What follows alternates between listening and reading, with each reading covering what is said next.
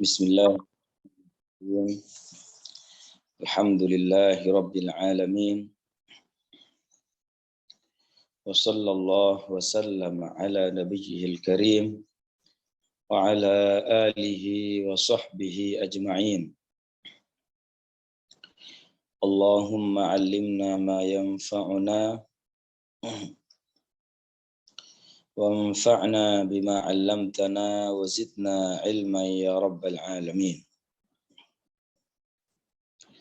Allahumma la sahla illa ma ja'altahu sahla wa anta ya hayyu ya qayyum taj'alul hazna in syi'ta sahla. Allahumma arzuqna al-ikhlasa fin niyyati wal qawli wal amal.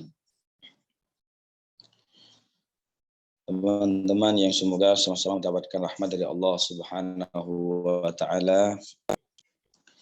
Alhamdulillah, kita bersyukur kepada Allah Subhanahu wa taala karena masih diberikan kekuatan oleh Allah taala untuk melakukan ketaatan kepadanya. Dan ini adalah sebuah nikmat yang sangat besar dari Allah Subhanahu wa taala. Sebelum saya mulai,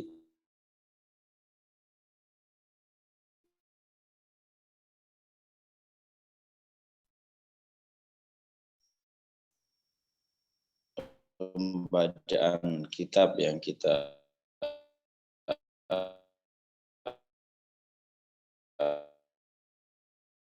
baca, misalnya beliau kata innal ishtighala bil ilmi, sesungguhnya belajar ilmu agama, aula ma unfiqat fihi nafaisul awqat, hal itu merupakan hal yang paling penting, yang paling utama untuk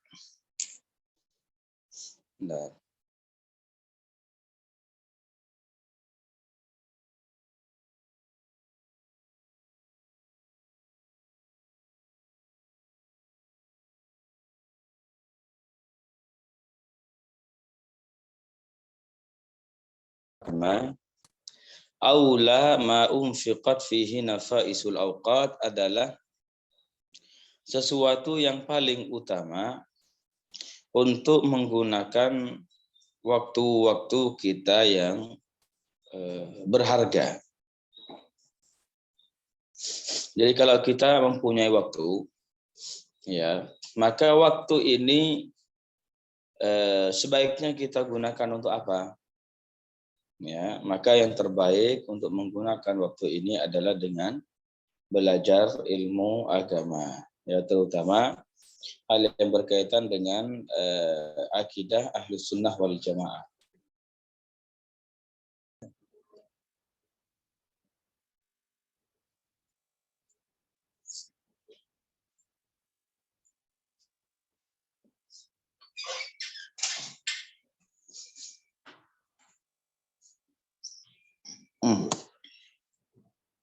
Baik, mari kita sama-sama mengikhlaskan niat karena Allah Subhanahu wa taala dalam menghadiri majelis ilmu pada kesempatan kali ini.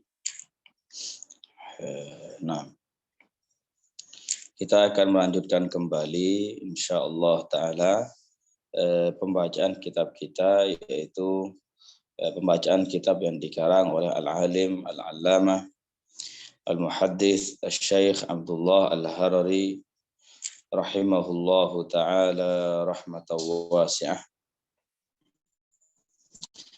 Ya, kemarin kita sudah sampai kepada pembahasan bahwasanya,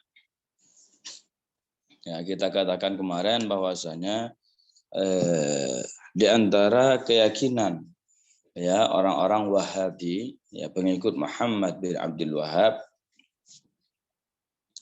adalah keyakinan mereka bahwasanya Allah Ta'ala itu benda yang duduk di atas arsy.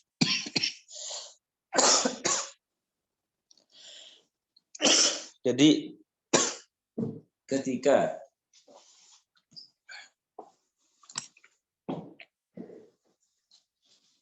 mereka mengatakan bahwasanya Allah Ta'ala itu adalah benda. Maka hal ini sudah mengandung unsur tasbih, ya, menyerupakan Allah Ta'ala dengan manusia, menyerupakan Allah Ta'ala dengan jin ataupun malaikat. Karena semua itu adalah benda. Kemudian ketika mereka bilang duduk, ya, ini juga merupakan tasbih, ya, menyerupakan Allah Ta'ala dengan makhluknya. Ini tasbih lain. Karena sifat duduk ini, ya, sifat duduk ini tidak berlaku kecuali bagi sesuatu yang mempunyai dua bagian, ya, bagian anggota atas dan juga bagian anggota bawah. Kayak kita ketika duduk, ya, ada bagian atasnya yang tegak dan ada bagian bawahnya. Kalau benda itu hanya satu bagian saja, jadi tegak begitu kayak pohon, maka di sini dalam bahasa kita tidak mengatakan pohon ini duduk. Ya, tembok juga kita tidak mengatakan duduk. Ya, duduk itu apa? Ya, sesuatu yang mempunyai dua bagian atas dan bagian bawah, seperti halnya manusia. Ya, seperti itu.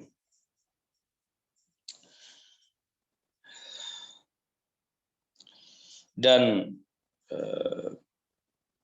sifat duduk itu, ya, sifat duduk itu tidak berlaku bagi sesuatu, ya, tidak berlaku kecuali bagi sesuatu yang mempunyai bokong, ya, bagi sesuatu yang mempunyai pantat, begitulah dalam bahasa kita. Maka oleh karena itu sifat duduk ini adalah sifat manusia, sifat makhluk yang tidak layak bagi keagungan Allah.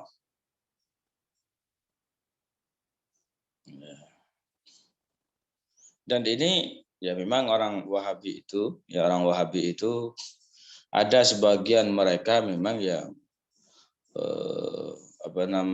mentasrih, memang jelas-jelas mengatakan Allah Ta'ala duduk atau jalasah dalam bahasa Arabnya. Dan ada pula sebagian dari mereka yang tidak terang-terangan mengatakan Allah Ta'ala duduk, yang mereka katakan Allah Ta'ala bersemayam. Jadi begitu kata mereka.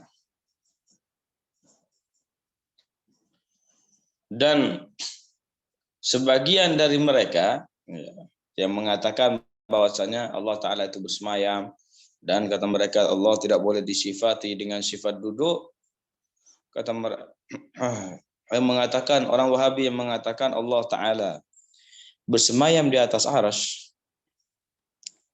Sebagian dari mereka mengatakan tidak boleh mensifati Allah Ta'ala dengan sifat duduk. Kata mereka sebagian mereka mengatakan, orang yang mengatakan Allah Ta'ala itu duduk, mensifati Allah dengan duduk, maka orang ini keluar dari agama Islam. Jadi sebagian mereka mengatakan seperti itu. Jadi kita katakan apa coba? Ya, kalau kalian memang mengatakan seperti itu, berarti kalian mengkafirkan imam kalian. Jadi ya, kalau kita jelas pernyataan bahwasanya Allah Ta'ala duduk itu pernyataan yang bertentangan dengan iman, mengeluarkan seseorang dari Islam.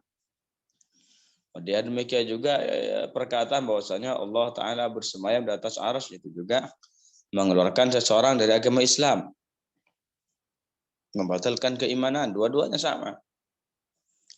Ya, cuma di sini apa? Sebagian mereka yang mengatakan Allah Ta'ala itu bersemayam, itu mengatakan, kata mereka, kita tidak mengatakan Allah Ta'ala duduk. Orang yang mengatakan Allah Ta'ala duduk, dia keluar dari Islam. Kata mereka seperti itu. Kalau seperti itu berarti apa coba? Berarti ya mereka mengkafirkan imam mereka sendiri. Ya, Siapa itu? Ibnul Qayyim. Ya, Ibnul Qayyim Al-Jauziyah. Yang merupakan, kata para ulama, Ibnul Qayyim ini adalah bayangan Ibnu Taimiyah. Apa saja yang dikatakan oleh Ibnu Taimiyah pasti dibela sama Ibnul Qayyim ini. Ibnul Qayyim mempunyai kitab namanya Bada'i'ul Fawaid. Nah, katanya di situ apa, menukil dari perkataan sahabat. Menukil itu perkataan sahabat apa? Katanya di situ apa disebutkan?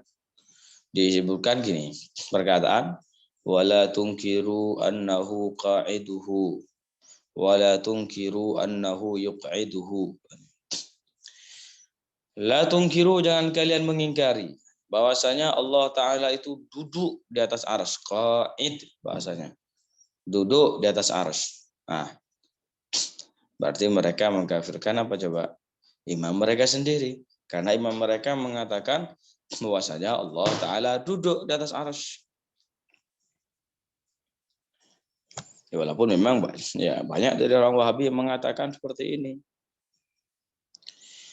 Wala tunkiru annahu yuq'iduhu, dan jangan kalian mengingkari bahwasanya Allah Ta'ala akan mendudukkan Nabi Muhammad nanti di sampingnya. Jadi katanya itu nanti di hari kiamat, atau Ibnu Taimiyah mengatakan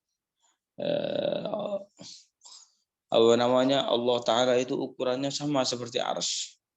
Cuma Allah Ta'ala itu menyisakan sedikit dari arsy itu, sebuah tempat kosong katanya untuk menempatkan Nabi Muhammad nanti bersamanya. Allah. Ini istilahnya kalau omongan yang seperti ini. Omongan yang seperti ini tidak dikatakan sebagai tasbih. Omongan yang seperti ini tidak dikatakan sebagai menyerupakan Allah Ta'ala dengan makhluknya. Terus menyerupakan tasbih itu seperti apa? Menyerupakan Allah Ta'ala dengan makhluknya itu seperti apa? Kalau ini tidak disebut sebagai tasbih. Kata mereka, Allah Ta'ala berfirman Ar-Rahman 'alal arsy istawa. Kata mereka, artinya ini artinya bersemayam atau duduk. Ya, dari mana? Misalnya, mana penafsiran bersemayam itu dalam bahasa Arabnya apa? Istaqarra. Duduk dalam bahasa Arabnya itu apa? Jalasa.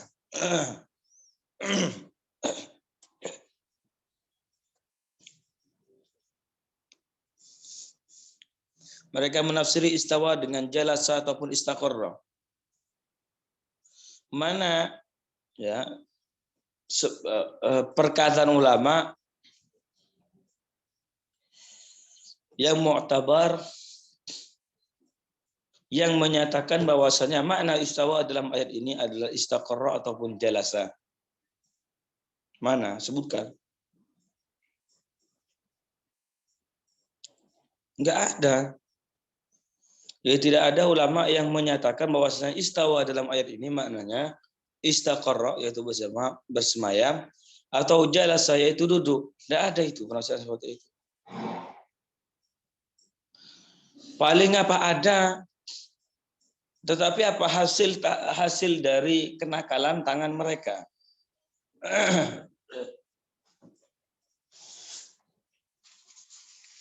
Ya, ada, tapi apa? Hasil dari kenakalan tangan mereka. Bukan dari pengarang kitabnya.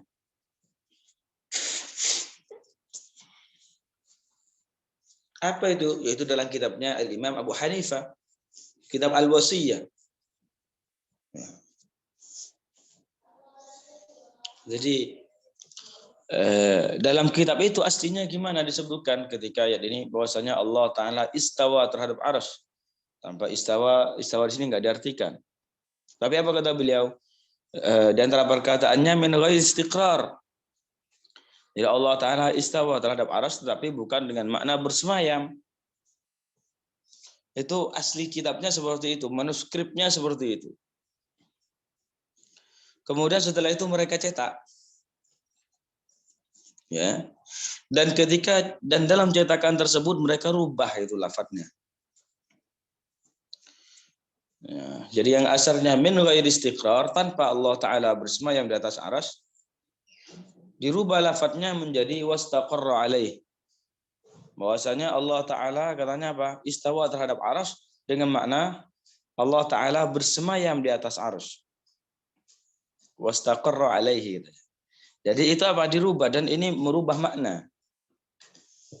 Dan ini maknanya berubah 180 derajat.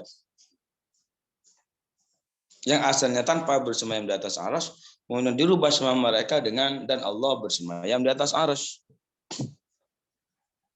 Ya. Dari mana kita tahu itu? Bahwasanya ini adalah penyelewengan yang mereka lakukan.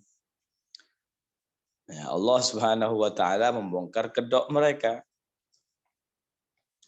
Jadi mereka itu mencetak kitab Imam Abu Hanifah ini dan merubahnya. Setelah itu biasa dalam cetakan itu apa? Menampilkan manuskrip. Ya, sebagian dari manuskrip. Ya, ternyata apa? Bagian yang mereka tampilkan dari manuskrip kitab tersebut ternyata adalah bagian yang mereka tahrif, yang mereka selewengkan. Makanya saya sebutkan tadi apa? Tidak ada ulama yang mengatakan yang mu'tabar, ulama yang mu'tabar yang mengatakan bahwasanya Allah Ta'ala itu berada di atas arsy atau menafsiri firman Allah Ar-Rahman 'alal arsy istawa dengan istaqarra bersemayam ataupun jalasa ataupun duduk. Ya, tidak ada itu di kitab-kitab para ulama yang mu'tabar kecuali apa? Ya hasil kenakalan tangan mereka sendiri.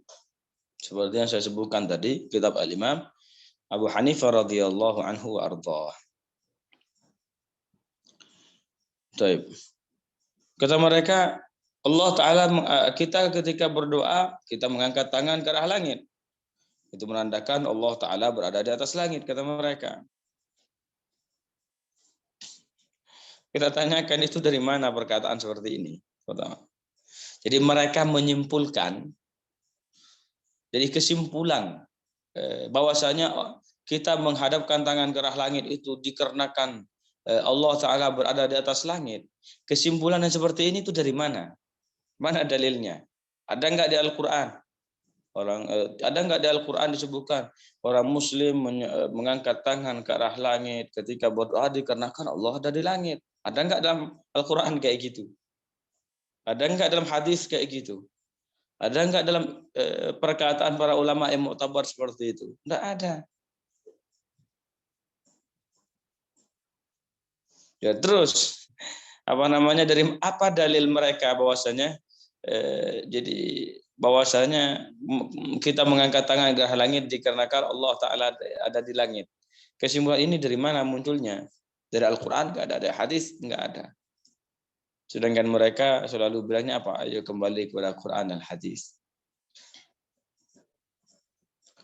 Subhanallah.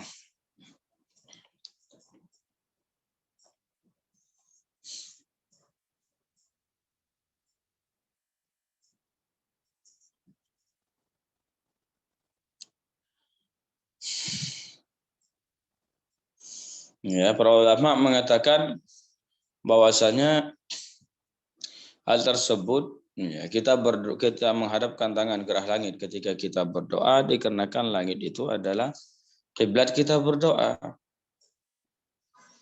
Sebagaimana halnya ketika kita sholat, ya kita menghadap ke Ka'bah dikarenakan Ka'bah itu adalah kiblat kita bersolat. Sebagaimana halnya ketika kita sholat menghadap Ka'bah itu tidak menunjukkan Allah Ta'ala berada di Ka'bah, demikian juga ketika kita berdoa, mengangkat tangan ke arah langit itu tidak menunjukkan bahwasanya Allah ada di langit.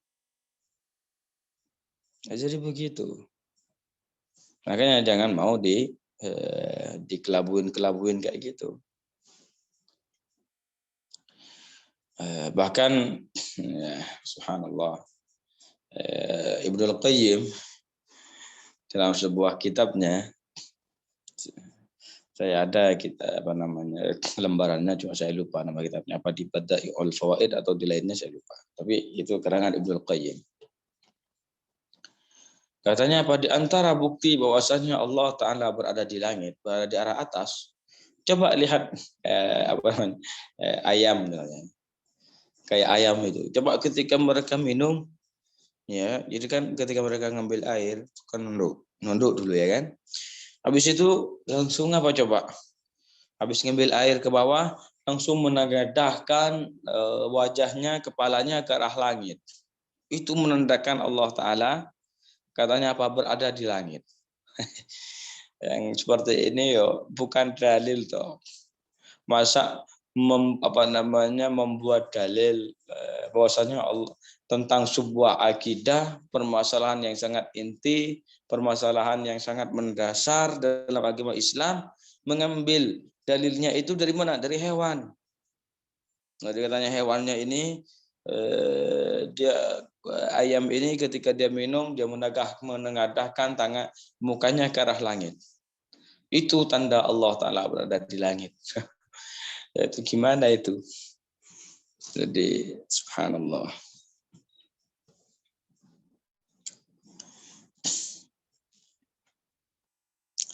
Bahkan Ibnu Taimiyah ya dalam kitabnya Majmu' al-Fatawa, ya, punya kitab besar itu Majmu' al-Fatawa, ya, lumayan besar itu. Tapi besarnya sebuah karangan atau kitab itu bukan tolak ukur bahwa sesuatu itu benar di dalamnya. Dalam kitab Majmu' al-Fatawa, Ibnu Taimiyah bilangnya apa? Allah Ta'ala itu berada di atas arsy. Dan sekarang ya kan dipikul oleh 4 malaikat pemikul arsy itu. Jadi ketika mikul malaikat ini, para malaikat ini memikul Allah Ta'ala, malaikat ini tidak kuat. Sehingga apa? Kalau kita kan mau ini ya, kalau kita biasanya kita ini kalau mengangkat barang berat gitu nggak kuat, itu kan lutut kita bertekuk lutut begitu kan, lutut kita akhirnya apa? Roboh dan menyentuh tanah. Jadi kata Ibnu Taimiyah itu ya kayak gitu, malaikat itu ketika memikul Allah Ta'ala, hal itu terjadi seperti itu pada para malaikat. Najib. Setelah itu apa? Allah Ta'ala mengajarkan katanya mereka untuk mengatakan la haula wala quwata illa billah. Kemudian malaikat mengatakan hal itu sehingga mereka bisa berdiri lagi dan bisa kuat memikul Allah Ta'ala. Yang seperti ini kan cerita fiktif ini. Aduh, ini cerita komik ini namanya. Dan ini saya ada kitabnya. Dalam kitabnya Majmu' al-Fatawa. Dan masih banyak lagi ya yang hal yang berkaitan seperti ini, dan ini adalah sifat-sifat yang tidak layak bagi keagungan Allah Ta'ala. Hal ini mengandung unsur tasbih, hal ini mengandung unsur tajsim, dan bermacam. Bahkan ini yang terakhir yang saya sebutkan, nanti kita lanjutkan kitabnya biar nggak terlalu panjang. Ibnu Taimiyah itu, menukil dia Ibnu Taimiyah, tapi penukilannya ini menukil dari orang lain, tapi penukilannya ini tidak dibantah di situ, berarti ya ridha terhadap isinya. Katanya apa? Seandainya walau sya'a lastaqarra ala zuhri ba'udatin wa tarat bihi. Seandainya Allah Ta'ala berkehendak, niscaya Allah Ta'ala akan bersemayam di atas punggung nyamuk. Seandainya Allah Ta'ala berkehendak, katanya, niscaya Allah Ta'ala bersemayam di atas pundaknya nyamuk, dan niscaya nyamuk itu akan terbang bersamanya, membawa Allah Ta'ala. Ini gimana ini mau dikatakan keyakinan Islam? Subhanallah. Baik, kita lanjutkan sedikit. Bentar ya.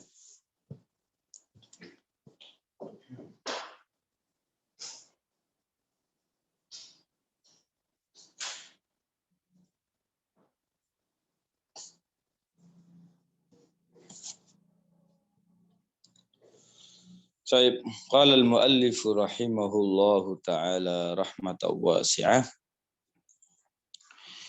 Wa min aqidati hadhihi al-jama'ati al-wahhabiyyati Dan di antara keyakinan kelompok Wahabi ini, takfiru man yaqulu ya Muhammad adalah mengkafirkan orang yang mengatakan ya Muhammad.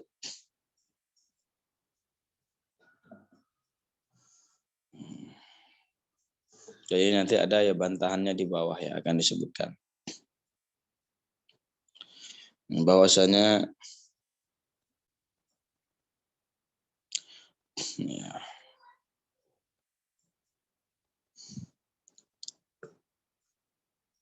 bawah nanti akan disebutkan di bawah. Dan ini jadi ketika seseorang mengatakan ya Rasulullah, sekarang kita yang mengatakan ya Rasulullah, ya Muhammad, ataupun kita bilang wahai Syekh Abdul Qadir Al-Jilani, wahai Imam Ahmad Ar-Rifai, kita mengatakan seperti itu, menurut mereka ini kita sudah dianggap menyembah Nabi Muhammad.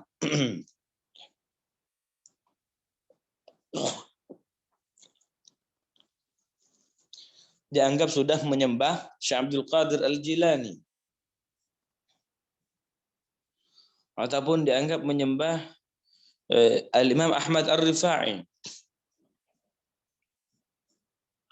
Dan ini beneran. Ya, jadi saya itu dulu pernah bertemu dengan orang Wahabi itu. Ya, bertemu di sebuah kampus ini di Bogor.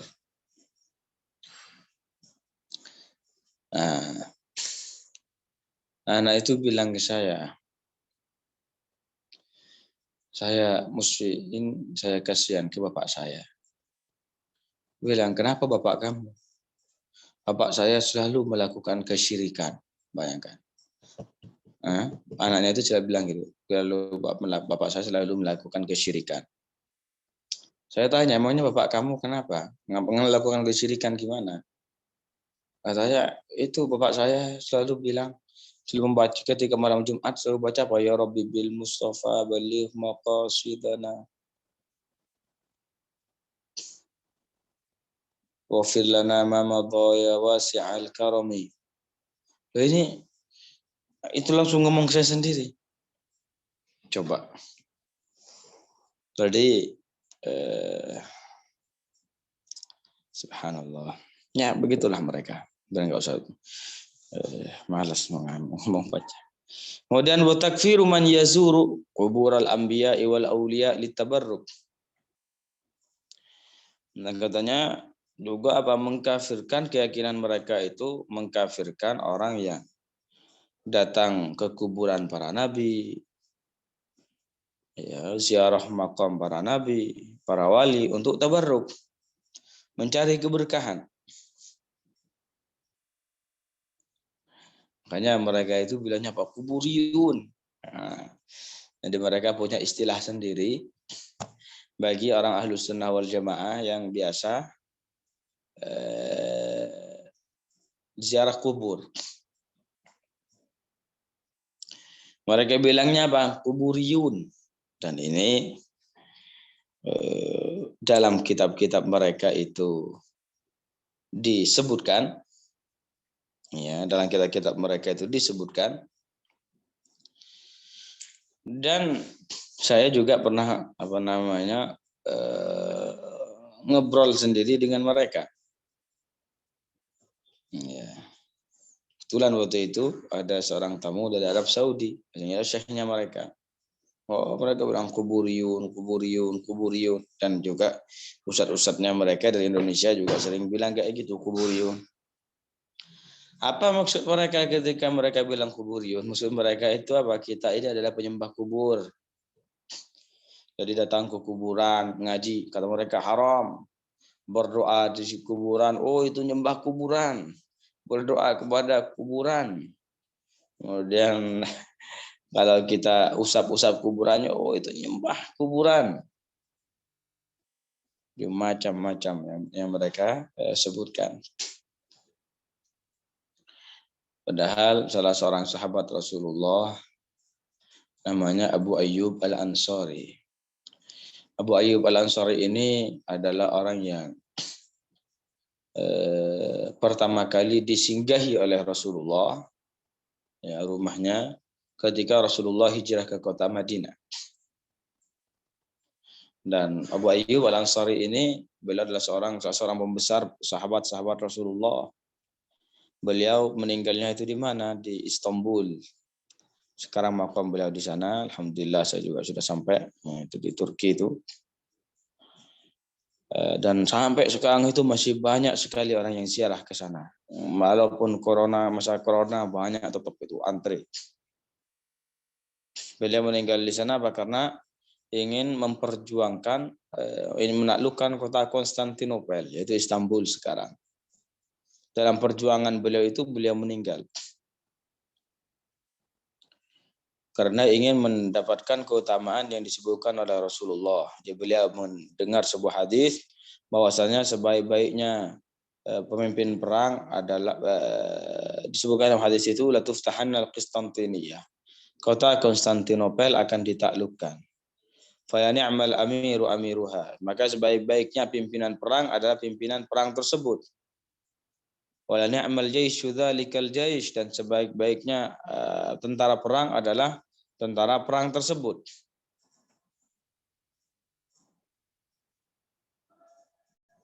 Jadi seperti itu.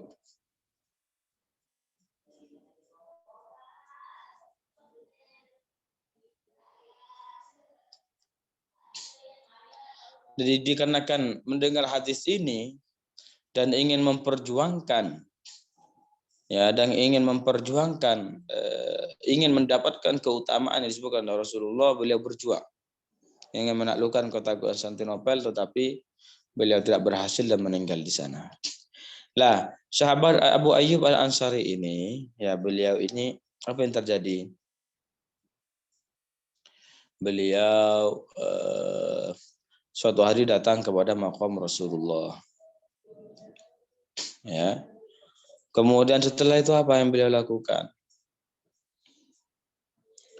Dan beliau mencium kuburan Rasulullah. Ya, wajahnya beliau usapkan ke makam Rasulullah. Ini kalau ada orang Wahabi melihat orang yang melakukan seperti ini, pasti orang Wahabi langsung bilang ini syirik, ini musyrik, menyembah kuburan ini. Jadi suudzannya mereka itu didahulukan dari husnudzannya. Menyembah kuburan ini. Kalau dikatakan hal seperti itu adalah sebuah kekufuran, kesyirikan, berarti Abu Ayyub Al-Ansari itu adalah seorang yang musyrik, adalah seorang yang kafir. Jelas di sini mereka tidak akan berani melakukan hal itu.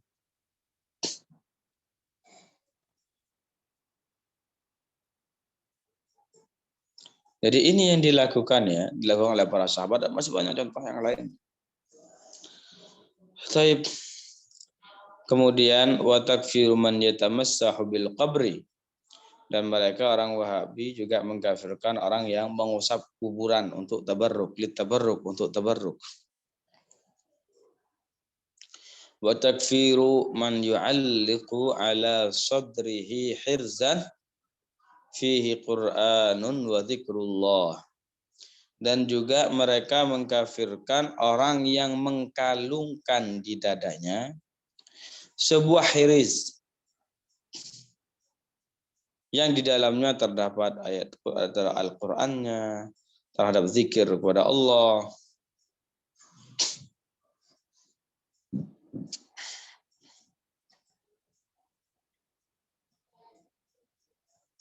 Ya, subhanallah. Nanti bantahannya insyaallah di kita yang dulu yang pertama sudah saya sebutkan semua bantahannya. Nanti di kitab-kitab yang lain insyaallah kita bacakan. Wa yaj'aluna dzalika ka'ibadati as-sanami wal wathan, dan mereka menjadikan hal itu seperti menyembah patung dan berhala.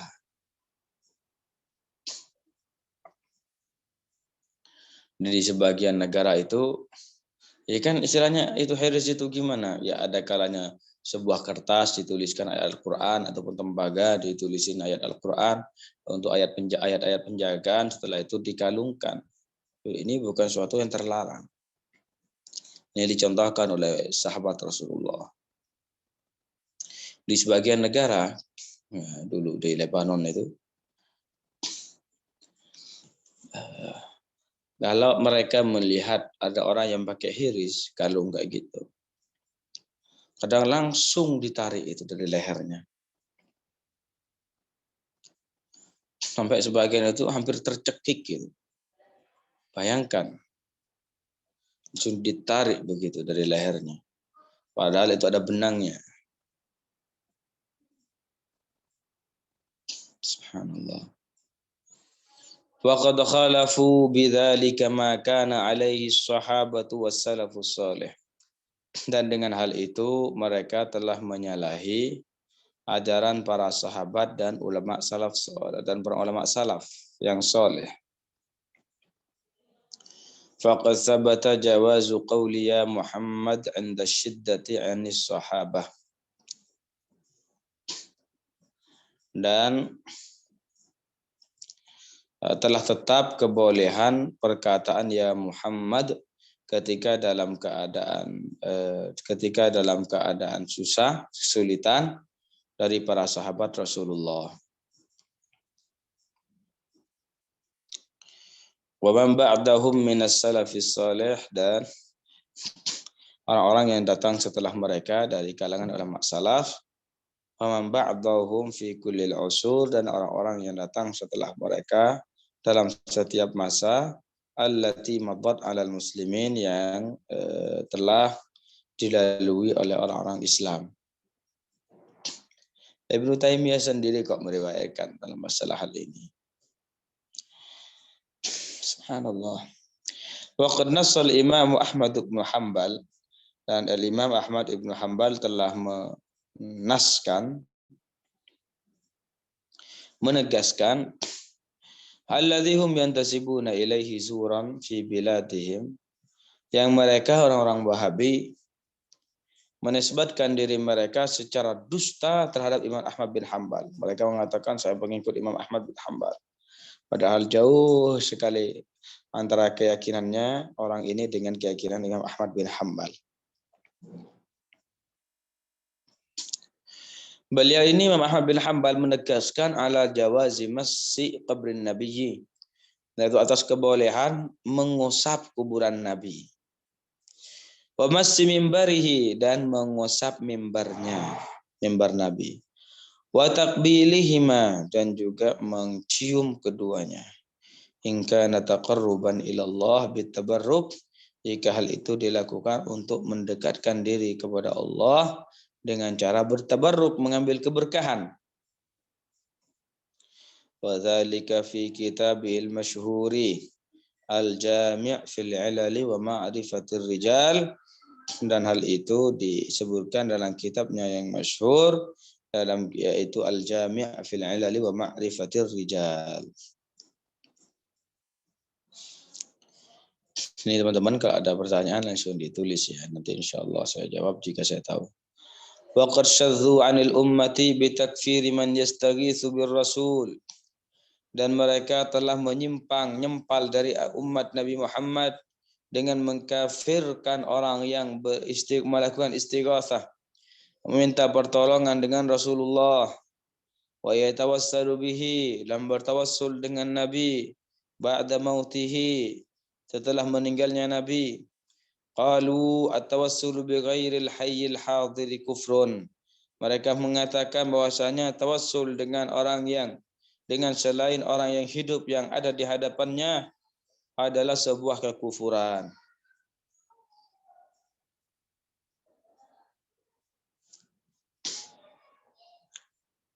Subhanallah.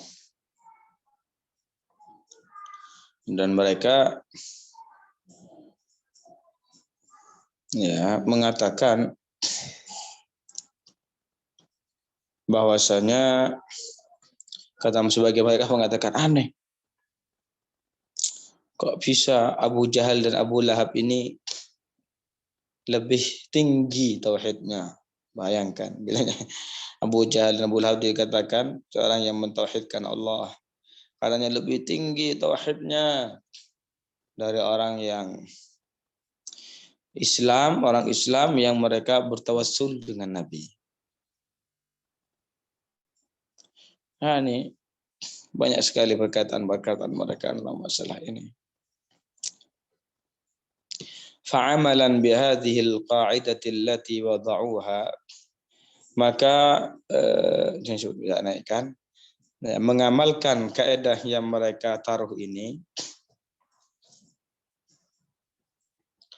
yastahilluna takfira, yang mereka menghalalkan takfir man yukhalifuhum fi hadza, dan maka mereka berdasarkan kaidah yang mereka buat ini, mereka menghalalkan pengkafiran orang yang berbeda pendapat dengan mereka dalam masalah ini.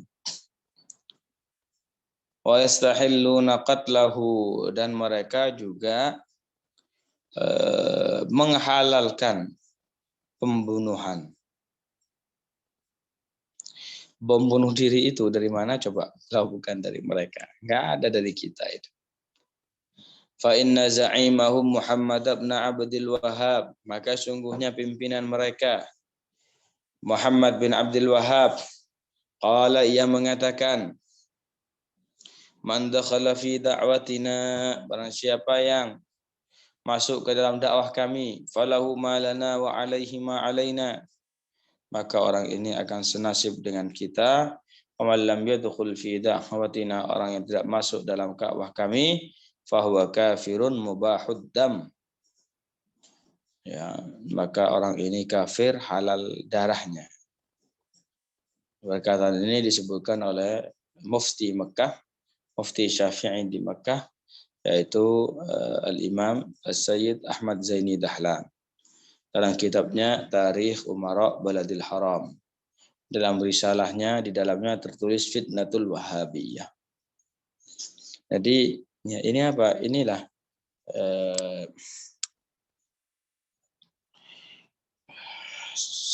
sedikit ya tentang Wahabi, ya, Muhammad, dan tentang Muhammad bin Abdul Wahhab dan para pengikutnya dari golongan Wahabi. Makanya di sini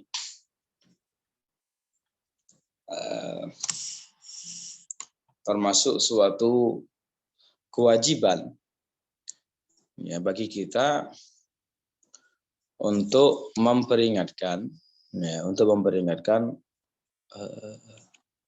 orang-orang dari kesesatan mereka.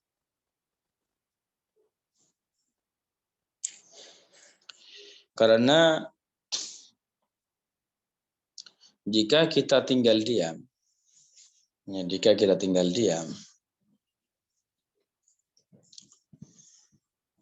akan tersebar di kalangan masyarakat kesesatan mereka. Karena mereka itu sangat gigih sekali.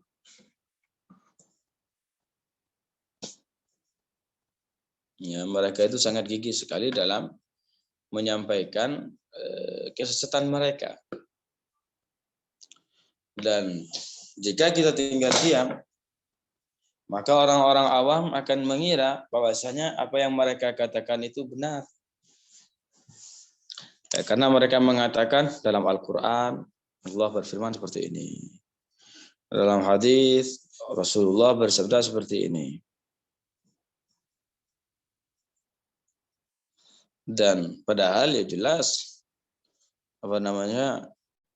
ada kalanya mereka salah memahami ayat tersebut, ataupun mereka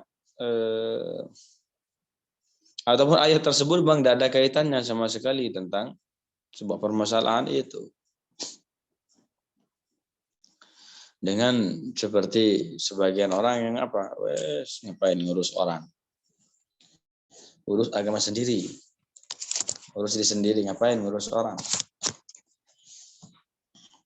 Yang penting keluarga kita enggak terpengaruh. Jangan seperti itu. Nah, kalau kita mengatakan seperti itu, bisa jadi nanti akan apa, dari keluarga kita yang akan terseret. Contohnya gimana kalau ada sebuah rumah kebakaran. Anggaplah perumahan. Kalau perumahan biasanya kan nyambung ke rumah. Ada sebuah rumah yang di ujung kebakaran. Ya, seharusnya apa coba? Seharusnya kita ini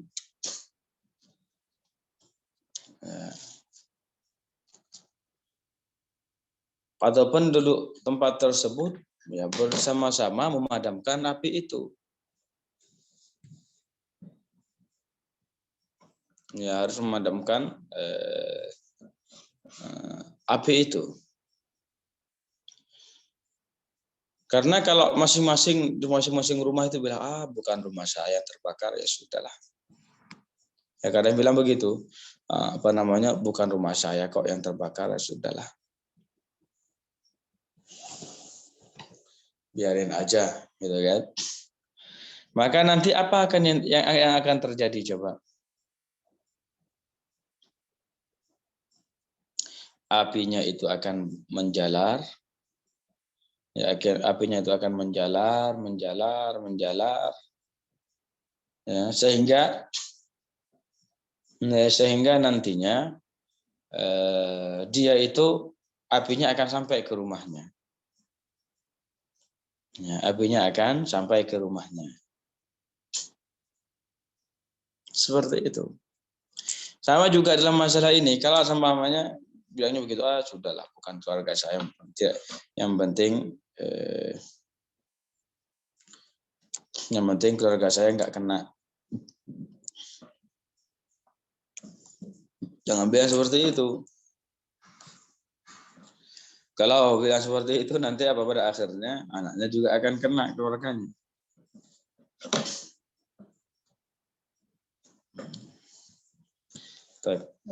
Kalau ada teman-teman yang mau bertanya, dipersilahkan. Insyaallah ta'ala pembacaan kitabnya kita lanjutkan di pertemuan selanjutnya. Sambil nunggu Ustaz Khudri masuk, dipersilahkan barangkali ada yang mau bertanya.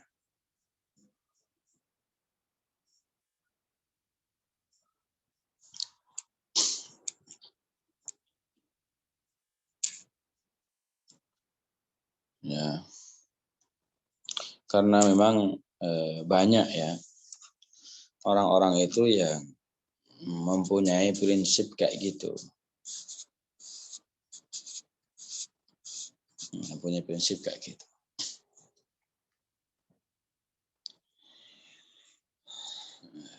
Apa namanya, acuh tak acuh. Wes terserah. Yang penting bukan saya. Yang penting bukan bapak saya. Yang penting bukan anak saya. Yang penting bukan keluarga saya.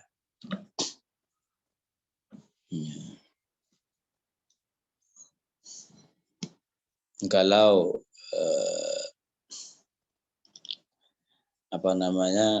para sahabat itu dulu kayak gitu sifatnya.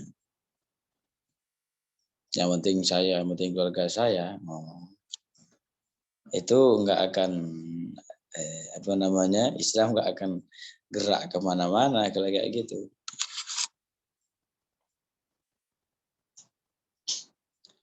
Islam nggak akan kemana-mana kalau jika mempunyai prinsip seperti itu para sahabat. Makanya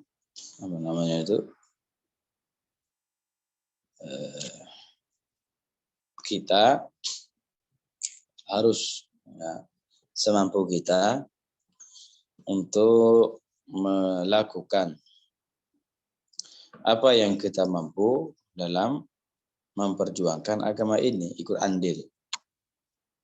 Ikut andil, dan itu suatu kehormatan bagi kita. Jika kita diberikan kesempatan oleh Allah Ta'ala untuk melakukan hal itu. Thayyib, ini Syekh Khudri sudah bergabung dengan kita. Nanti biar langsung dilanjutkan sama beliau.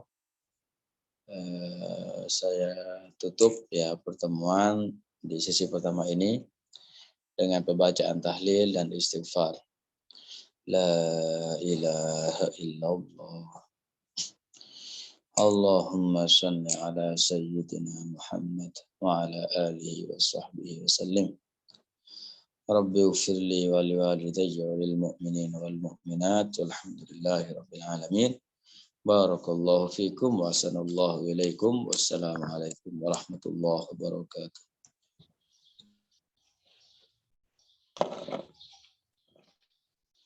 Assalamualaikum warahmatullahi wabarakatuh. Alhamdulillahi rabbil alamin. Lahun ni'mah wa lahul fadlu wa lahus sana'ul hasan. Salawatullahi al-barrir rahim wal malaikatil muqarrabin ala sayyidina Muhammad wa ala alihi wa ashabihi at-tayyibin at-tahirin. Allahumma la sahla illa ma ja'altahu sahla wa anta ya hayyu ya qayyum taj'alul hazna idza syi'ta sahla. Allahumma 'allimna ma yanfa'una wanfa'na bima 'allamtana wa zidna 'ilma. Allahumma arzuqna al-ikhlasa fi an-niyyati wal qawli wal 'amal wa na'udzu bika min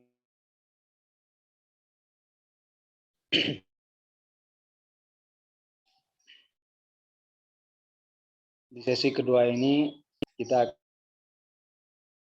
bahasan dan yang kita akan kita bisa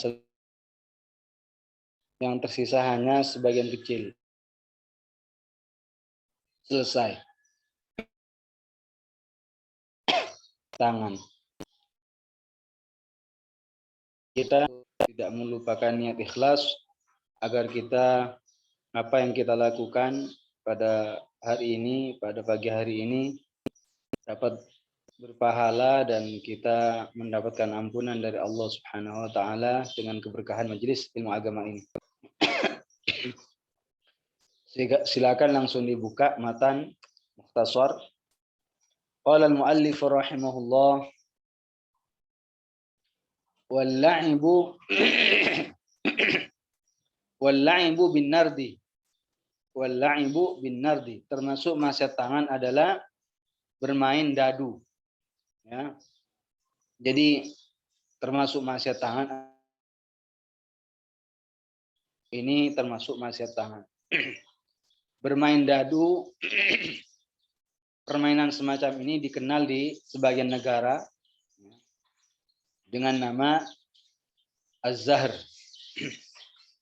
Bermain dadu di sebagian negara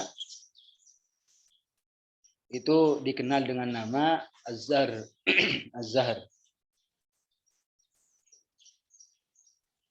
Permainan tersebut juga disebut dengan apa? Disebut dengan nardashir. Nardashir, ya, nama. Dan itu adalah nisbat kepada salah satu kerajaan yang ada di Persia. Jadi penamaan permainan dadu dengan nama lain yang bernama nardashir itu merupakan nisbah kepada salah satu seorang raja yang ada di Persia. Karena yang pertama kali membuat permainan semacam itu adalah dia. Itu salah satu kerajaan yang ada di Persia. Tentunya keharaman bermain dadu ini ada dalilnya, ada dasarnya. Di mana Rasulullah Shallallahu Alaihi Wasallam bersabda dalam hadisnya, "Man la'iba bin nardashir faka'annama ghamasa yadahu fi lahmi khanzirin wa damihi. Jadi kata Rasulullah, man la'iba bin nardashir, barang siapa yang bermain nardashir, semacam dadu, faka'annama ghamasa yadahu fi lahmi khanzirin wa damihi, maka ia seakan memasukkan tangannya, merendam tangannya pada daging babi serta darahnya. Hadis ini adalah hadis riwayat Imam Muslim. Apa maksud daripada hadisnya? Sebagaimana seseorang tidak boleh melumuri badannya, tangannya dengan najis babi, dengan darahnya babi, juga tidak boleh bermain bagi seseorang, yaitu apa? Bermain dadu. Jadi Rasulullah menyerupakan orang yang bermain dadu, orang yang bermain dadu, orang yang bermain nardashir, atau yang dikenal dengan az-zahr, perbuatan semacam itu diserupakan oleh Rasulullah dengan apa? Dengan orang yang melumuri tangannya dengan najis babi atau dengan darahnya. Jadi artinya sama-sama tidak boleh. Intinya letak kesamaannya adalah sama-sama tidak boleh, haram, maksiat. Nah, kemudian apa yang menjadi alasan sehingga bermain dadu atau zahr atau nardashir itu kok haram? Apa yang menjadi melatar belakangi dari perbuatan semacam ini sehingga diharamkan? Karena permainan semacam itu di dalamnya terdapat sebuah dugaan dan hanya perkiraan, sehingga bisa menimbulkan terhadap pertikaian, permusuhan dan fitnah yang tidak ada habis-habisnya, sehingga orang-orang dicegah untuk menghindari akibat-akibat buruk yang tidak diinginkan. Itu alasan kenapa permainan dadu dan yang dikenal dengan nama zahr itu hukumnya haram, dikarenakan permainan semacam itu, permainan itu berpatokan kepada takhmin, dugaan, dan juga perkiraan, sehingga hal yang semacam itu biasanya apa? Menimbulkan kepada takhasum, permusuhan, pertengkaran, serta fitnah yang tidak ada habis-habisnya, sehingga orang-orang dicegah, dilarang, supaya apa? Menghindari, mewaspadai keburukan yang akan ditimbulkan akibat perbuatan semacam itu. Dan tidak hanya sekedar permainan dadu yang diharamkan, tapi setiap permainan yang sama dengan dadu. Artinya setiap permainan yang berpatokan kepada takhmin, kepada dugaan, kepada perkiraan, dugaan. Bukan permainan yang berpatokan dengan sebuah pemikiran. Nah, itu dikecualikan. Kalau yang diharamkan adalah permainan yang di dalamnya terdapat dugaan, perkiraan. Itu yang diharamkan. Adapun permainan yang di dalamnya berpatokan kepada mengandalkan pemikiran, mengolah pikiran, mengasah pikiran, seperti main catur. Main catur ini tidak dikatakan haram. Main catur tidak termasuk permainan yang diharamkan oleh Allah Subhanahu wa taala. Mengapa tidak diharamkan? Li'anna al-'umdata fihi 'ala al-fikri wal hisab qabla naqlil adawat. Karena permainan catur itu tidak ada patokannya dalam permainan tersebut kepada dugaan, melainkan berpatokan kepada apa? Mengasah pikiran. Mengolah pikiran sebelum memindah alat-alat catur itu. Jadi mereka ketika main catur itu kan sebelum memindah alat permainan tersebut itu kan dipikir. Itu mengasah pikiran, taktik. Orang yang biasa main seperti itu bisa digunakan dalam siasah berperang. Jadi hukumnya tidak haram. Jika ada sebuah riwayat, jika ada sebuah keterangan bahwasannya Rasulullah pernah mencegah daripada perbuatan catur, itu ghairu sabit, itu tidak sabit, tidak benar, tidak sahih. Jadi setiap keterangan yang terdapat penjelasan bahwasannya memainkan catur, bermain catur adalah sesuatu yang dilarang, yang dicegah dalam Islam, itu perlu diketahui bahwa perkataan semacam itu, pernyataan semacam itu adalah ghairu sabit, tidak benar. Tidak benar. Al-Hafidh Ibnu Hajar Al-Asqalani dan juga selainnya mengatakan lam yathbut fi syatranji 'anin Nabi sallallahu alaihi wasallam syai'un. Tidak sabit dari Nabi Muhammad sesuatu apapun tentang main catur. Artinya tidak ada penjelasan secara khusus Rasulullah menyatakan tentang masalah main catur. Jadi tidak benar kalau dikatakan Rasulullah melarangnya, tidak benar. Begitu juga apa yang dinyatakan oleh sebagian orang bahwasannya Sayyidina Ali pernah mencela tentang permainan catur, itu juga ghairu sabit, tidak benar. Karenanya ini menggambarkan kepada kita bahwa apa-apa yang beredar, kisah-kisah tentang suatu perkara tertentu, mengisahkan hal-hal yang terjadi di masa dulu misalnya, ataupun ya kita dengan hati-hatinya harus jangan mudah percaya. Terkadang cerita memiliki dasar, memiliki sanad yang kuat, dan bisa-bisa itu sampai sambung kepada Rasulullah. Akan tetapi sebaliknya, terkadang sebuah cerita sekalipun beredar, itu tidaklah menjadi suatu kebenaran, sekalipun booming, sekalipun beredar di mana-mana, walaupun menyebar di mana-mana. Karena kita tahu bahwasannya kebenaran hanya diukur dengan melihat kepada syara. Kebenaran hanya diukur, kita dapat mengetahuinya dengan melihat bagaimana para ulama mu'tabarah, bagaimana Rasulullah dalam hadisnya, bagaimana dalam Al-Quran, seperti yang dinyatakan oleh para ulama ahli tafsir. Jika memang ada keterangan dari ulama yang ahli dan diakui keilmuannya, bisa kita baru benarkan. Sedangkan kalau kisah yang belum terkadang kita tahu tentang seluk-beluknya, belum tahu dari mana sumbernya, ya kita jangan mudah terima.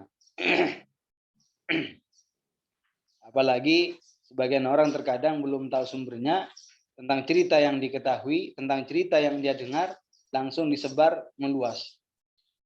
Itu adalah suatu perbuatan yang pastinya nanti di akhirat akan harus siap mempertanggungjawabkan perbuatannya. mempertanggungjawabkan perbuatannya.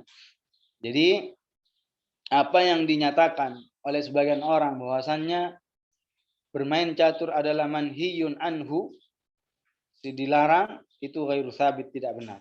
Begitu juga kalau ada cerita atau kisah atau pernyataan bahwasannya Sayyidina Ali pernah mencela tentang perbuatan atau permainan catur, itu juga ghairu sabit, tidak benar. Mereka yang mengatakan bermain catur itu haram, tidak boleh karena ingin mengkiaskan dengan bermain dadu. Padahal kias seperti ini tidak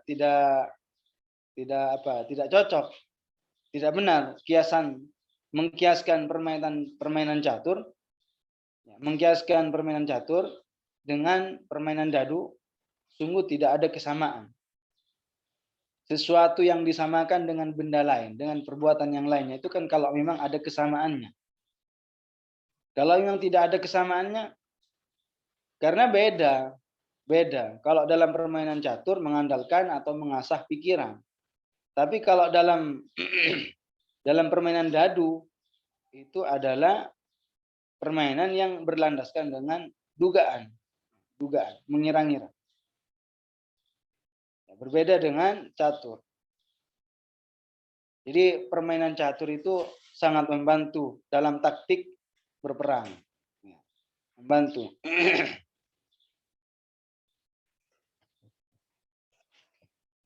Pokoknya permainan-permainan yang mengandalkan dugaan, ya, bukan atas pemikiran, perkiraan saja, perkiraan itu juga diharamkan, tidak boleh.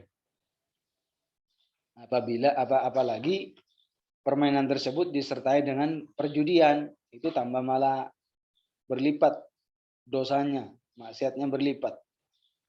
Sebagian orang kan bermain kartu atau domino, itu juga termasuk dikiaskan dengan nard, yaitu dengan dadu, itu juga diharamkan. Kenapa? Karena bukan mengandalkan pikiran bukan, tapi hanya dugaan, mengira-ngira, dikira-kira. Maka ini kata para ulama hukumnya juga haram.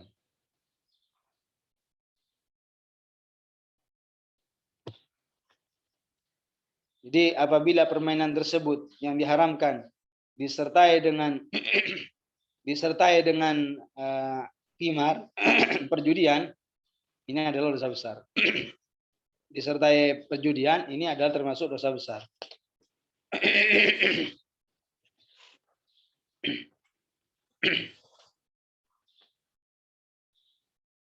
Jadi kalau permainan semacam itu disertai dengan perjudian, maka itu termasuk dosa besar.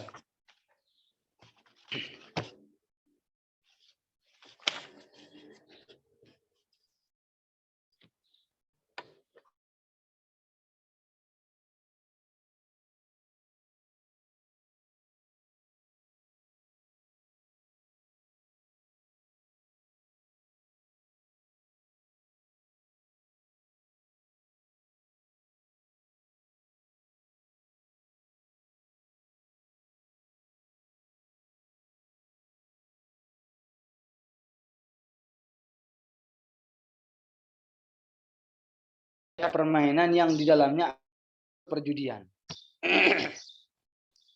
Judi, main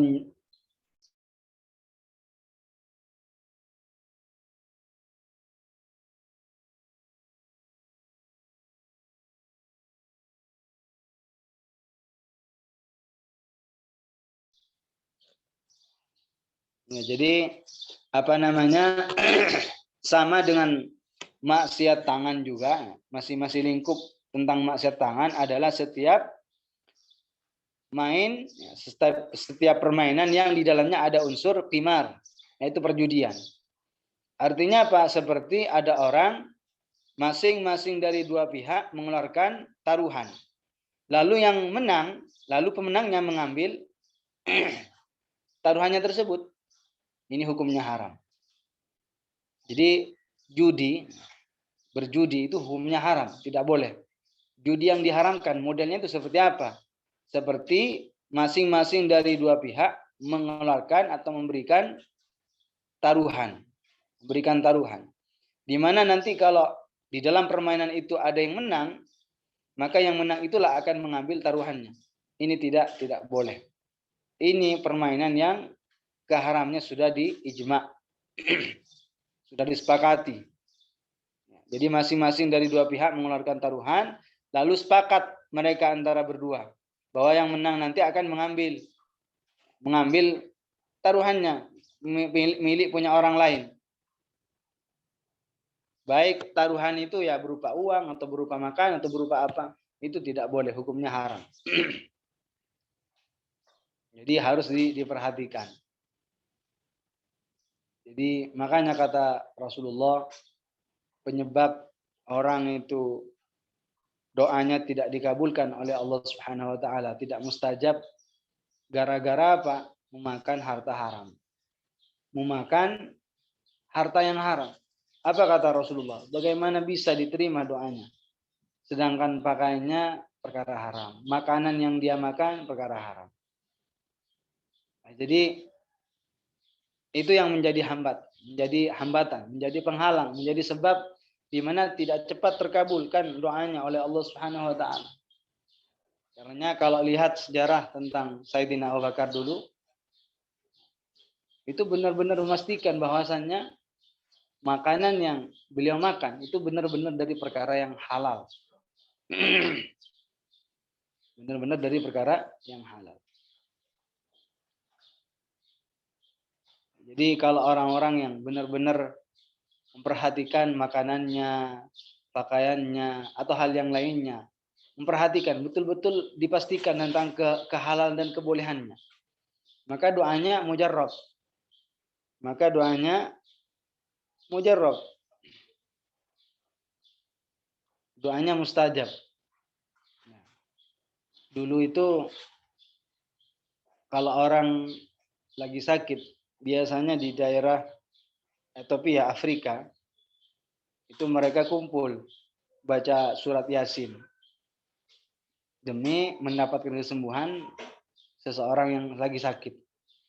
Nah, jadi di Ethiopia, di Haror, kalau orang lagi sakit itu biasanya dibacain surat Yasin berkumpul. Dibaca. Kemudian setelah itu apa? Sembuh.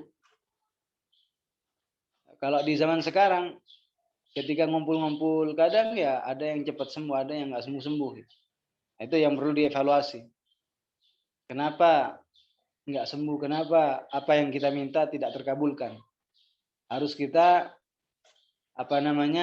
melihat, evaluasi apa yang menjadi penyebab, apa yang menjadi penghalang sehingga tidak terkabulkan, sehingga tidak diijabah doanya oleh Allah Subhanahu wa taala.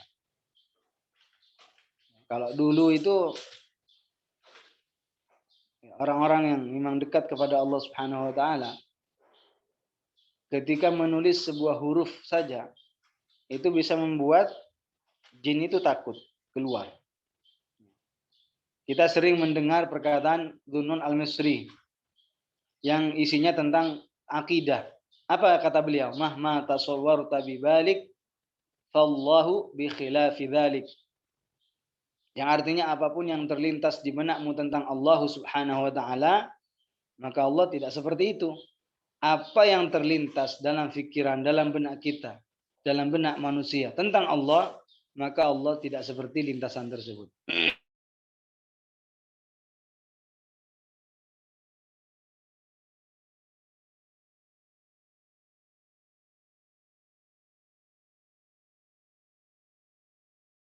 Al-Misri itu hanya gelar, julukan.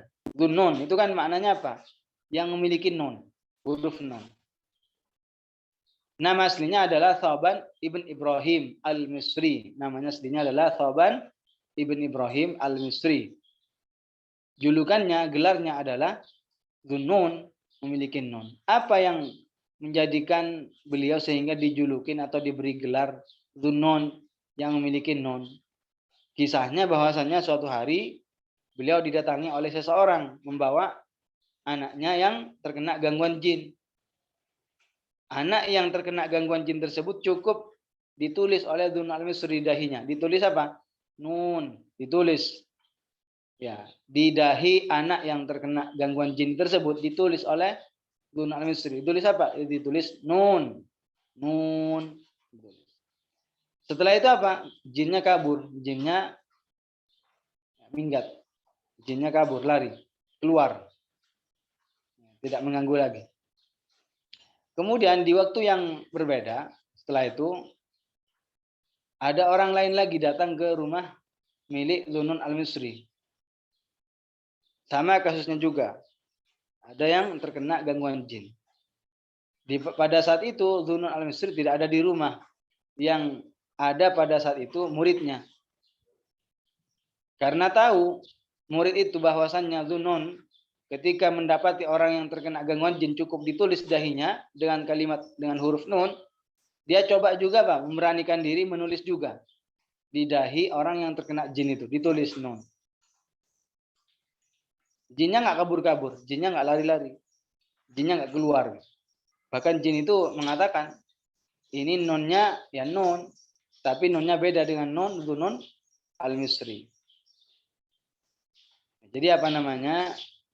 Itu yang melatar belakangi terkadang doa berpermohonan seseorang kenapa tidak diijabah, tidak mustajab, tidak terkabulkan. Gara-gara apa? Memakan harta haram, memakan harta yang tidak halal. Rasulullah Shallallahu Alaihi Wasallam menyatakan, man nabata an ma'ayyu lahmin nabata an suhtin fannaru aula biha. Kata Rasulullah, ayyu lahmin nabata min suhtin fannaru aula biha. Jadi daging yang tumbuh dari perkara yang haram, daging apapun yang tumbuh dari perkara yang haram, maka dia berhak untuk diazab, disiksa di neraka. Jadi ketika seseorang ingin meraup keberuntungan, meraup keuntungan, meraup hasil dari sebuah perbuatannya, pastikan tentang kehalalannya, pastikan tentang kebolehannya, apakah halal atau tidak.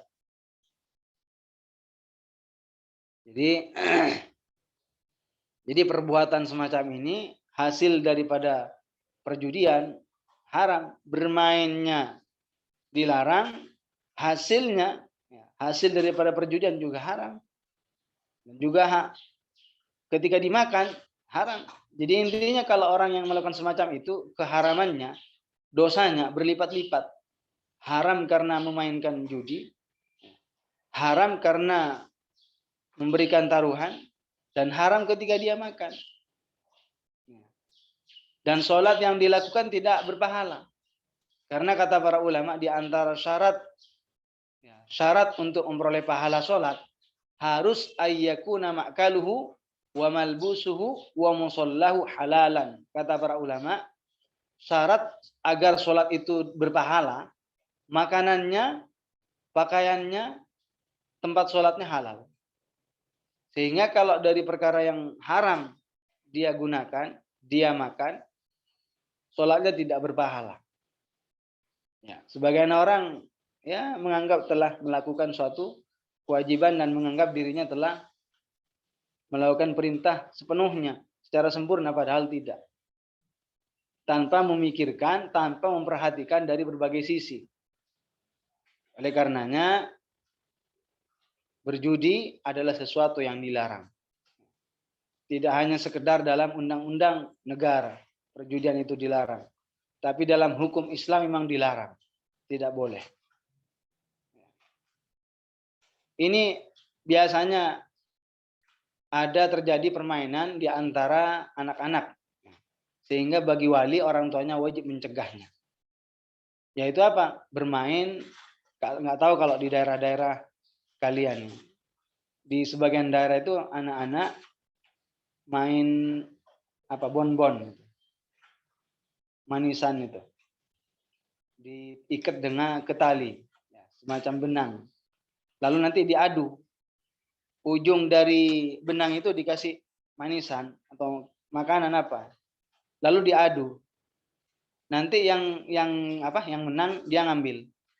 Nah, itu juga tidak boleh itu. Karena itu merupakan apa? Merupakan judi itu.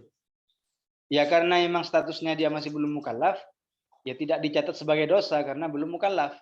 Akan tetapi tetap dijelaskan sebagai seorang wali, sebagai orang tua harus melarangnya, harus mencegahnya.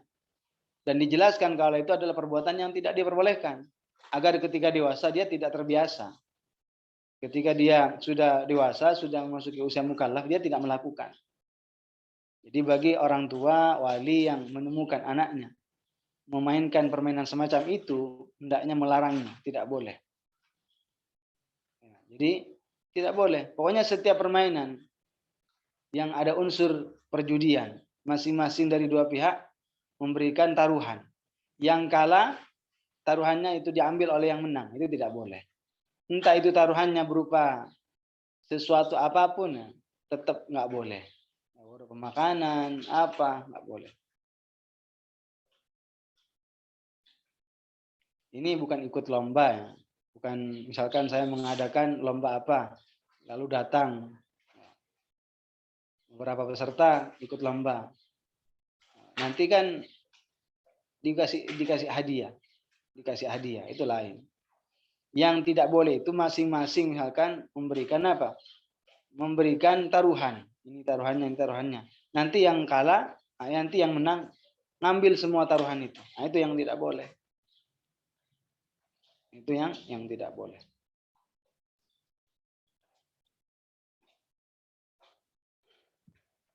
hatta la'ibus sibyani bil jauzi wal ki'abi.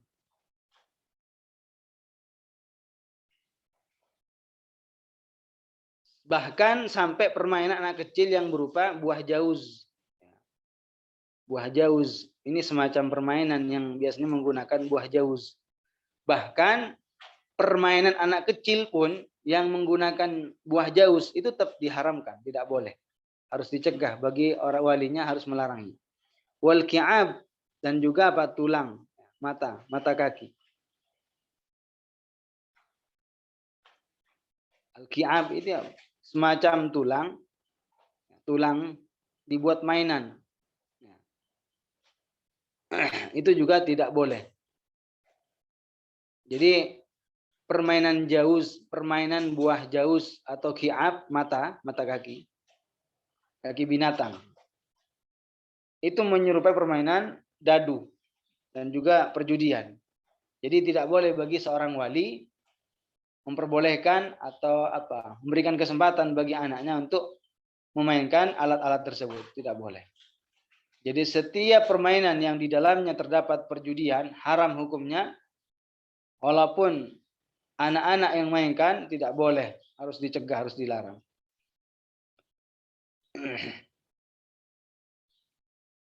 Yang dimaksud dengan mata kaki ya, bukan mata kaki manusia ini. Mata kaki binatang. Biasanya mata kaki ya, tulang bagian kaki binatang itu biasanya dilempar ke tulang yang lagi numpuk. Nggak tahu apakah ada di sini kalau di Indonesia. Dilempar gitu. Itu juga termasuk permainan yang diharamkan. Jadi sekalipun yang memainkan alat-alat permainan tersebut itu anak kecil, yang kita tahu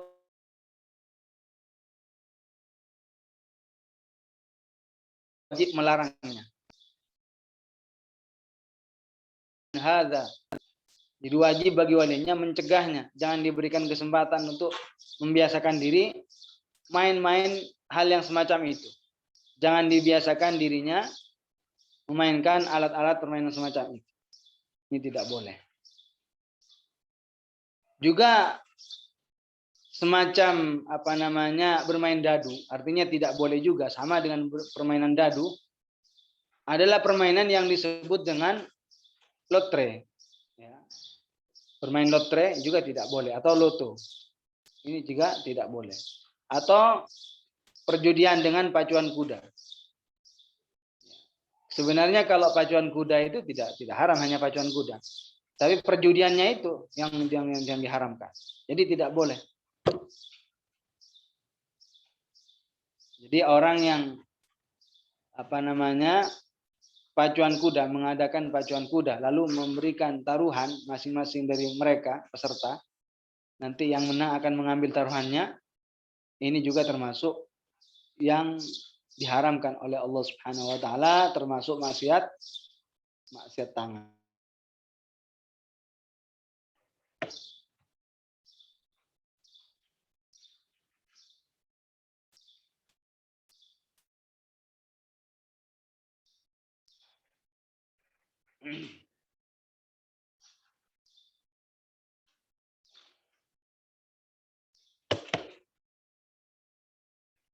Kemudian yang selanjutnya termasuk maksiat tangan adalah wal-la'ibu bi'alatil lahwil muharramah. Bermain dengan alat-alat musik yang diharamkan. Ini sudah dijelaskan sebenarnya kemarin tentang maksiat alat musik. Ya. Memainkan seruling, memainkan gitar. Ini juga sudah selesai juga kemarin dibahas. Jadi tumbur itu ya alat musik mirip menyerupai gitar. Dan juga robab ya katumburi wal la'ibu bi alatil lahwil muharramah, dan bermain alat-alat musik yang diharamkan. Dan juga katumbur. Seperti apa alat-alat musik yang diharamkan? Katumbur seperti alat musik yang disebut atau yang memiliki nama tumbur. Yaitu yushbihul ud, menyerupai gitar. Pokoknya kemarin itu sudah dibahas, pokoknya alat musik yang menggunakan senar, setiap alat musik yang menggunakan senar itu haram.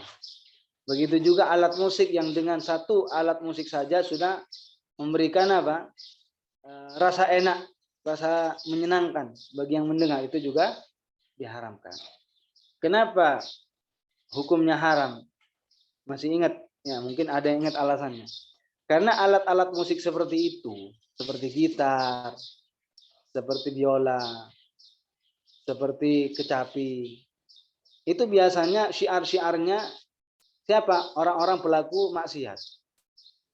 Ya.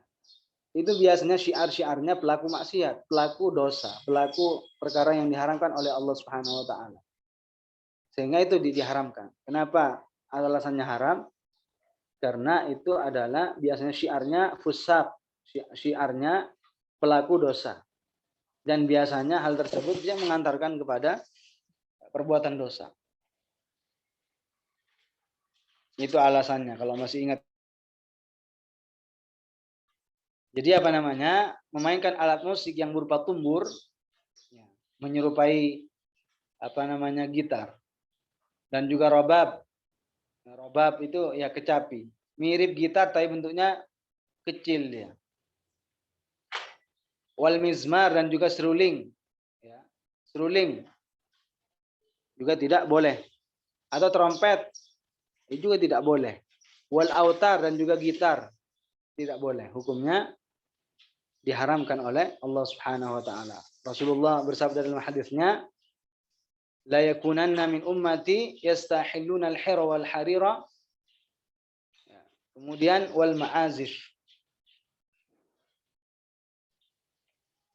La yakunanna min ummati yastahilluna al-hira wal harira wal khamra wal ma'azif.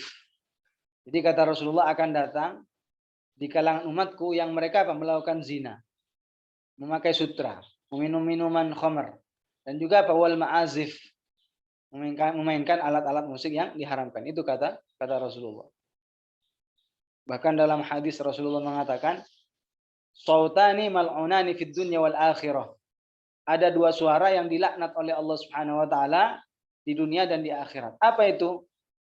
Rannatun indal musibah wa mismarun indan ni'mah. Jadi suara gitar dan juga suara niyahah atau an-nadb. Menjerit-jerit dengan suara keras yang menunjukkan ketidakadanya kesabaran karena ditimpa musibah. Sengaja. Itu kan dilarang oleh Allah Subhanahu wa taala.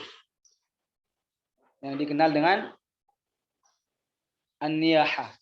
Menjerit-jerit dengan suara keras yang menunjukkan apa? Tidak adanya kesabaran karena musibah yang menimpa dirinya. Dan sengaja. Itu kan dilaknat oleh Allah Subhanahu wa taala. Dan juga apa?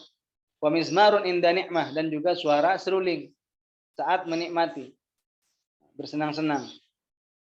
Jadi dua suara tersebut adalah suara yang dilaknat oleh Allah. Kalau dikatakan dilaknat itu dosa besar. Kalau dilaknat itu adalah dosa besar. Jadi pembahasan tentang masalah alat musik yang diharamkan seperti tumbur, robab, mizmar, autar ini sudah selesai sebenarnya. Nah, kemudian yang selanjutnya termasuk maksiat tangan adalah lamsul ajnabiyyah, menyentuh perempuan yang bukan mahramnya. Artinya bukan istri, bukan budaknya, bukan mahramnya. Apabila menyentuh perempuan yang bukan mahram tersebut, itu haram kapan? Kalau sengaja dan tidak menggunakan penghalang. Di walamsul ajnabiyyati amdan bi ghairi hailin. Termasuk maksiat tangan adalah lamsul ajnabiyyah, menyentuh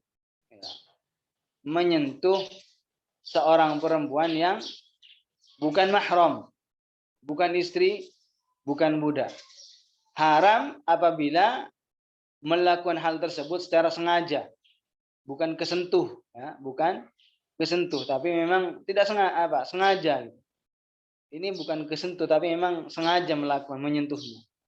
dan bighairi ha'ilin, tanpa penghalang. Sehingga kalau seandainya menyentuh perempuan sekalipun sengaja tapi dia pakai penghalang, asalkan tidak syahwat ya.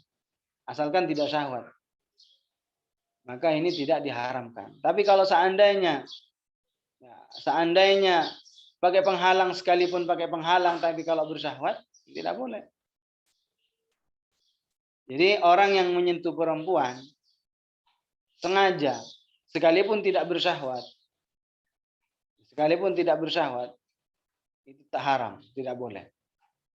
Jadi menyentuh perempuan yang bukan mahram, bukan istri, bukan budak, sengaja tanpa penghalang, itu hukumnya maksiat tangan, baik dengan syahwat ataupun tanpa syahwat.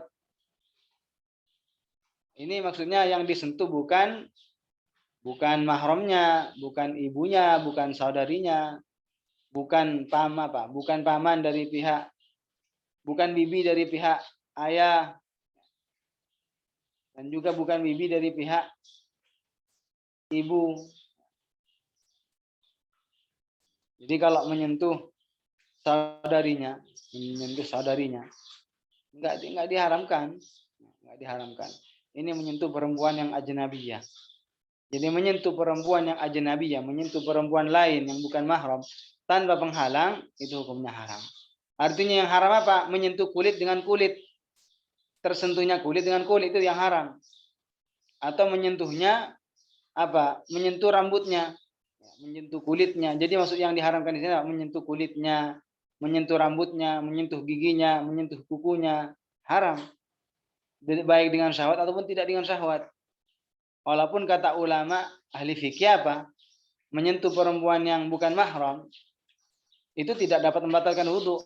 Tidak membatalkan kalau menyentuh kukunya, menyentuh giginya atau menyentuh rambutnya, tapi haram karena bukan istrinya, karena bukan mahramnya.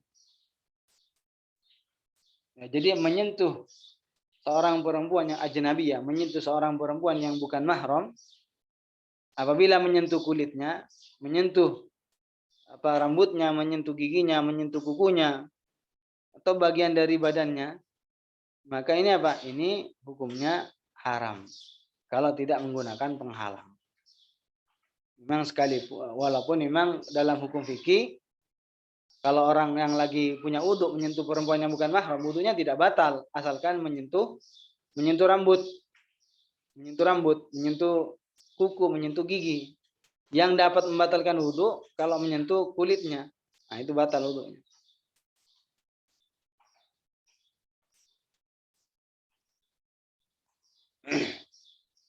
Jadi tanpa penghalang.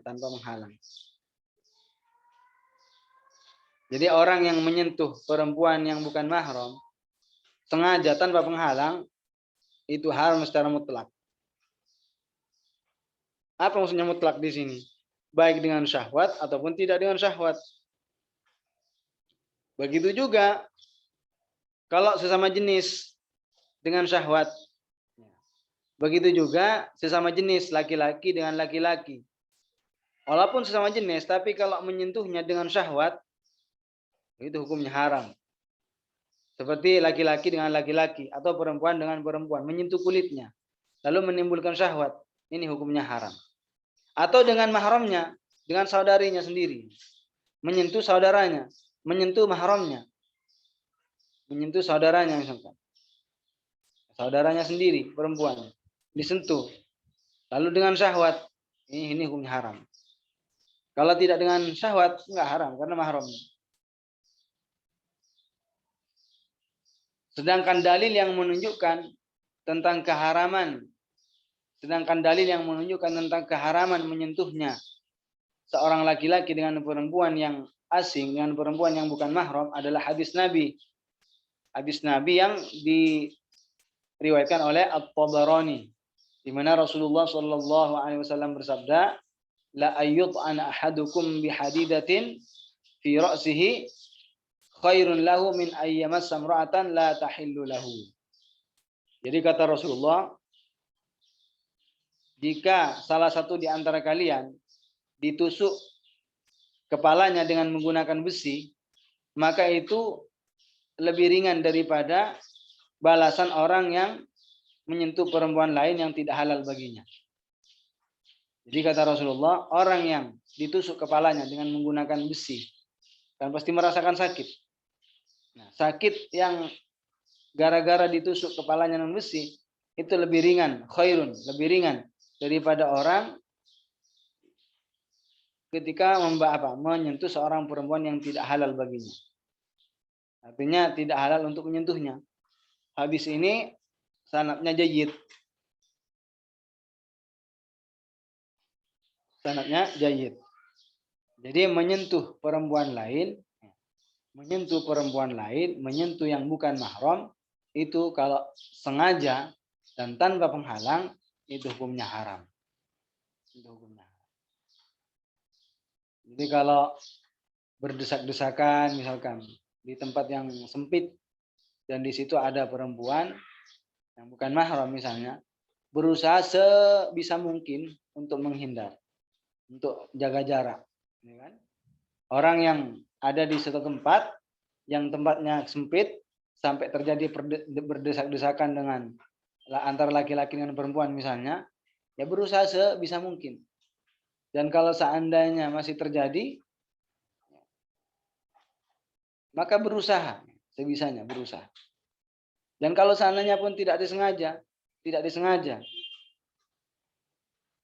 tetap kesentuh misalnya, ya tidak haram karena bukan sengaja. Dan itu maksud daripada bercampur yang diharamkan.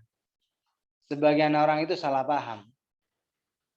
Sebagian orang itu salah paham dalam masalah antara bercampurnya laki-laki dengan perempuan sehingga dikatakan maksiat.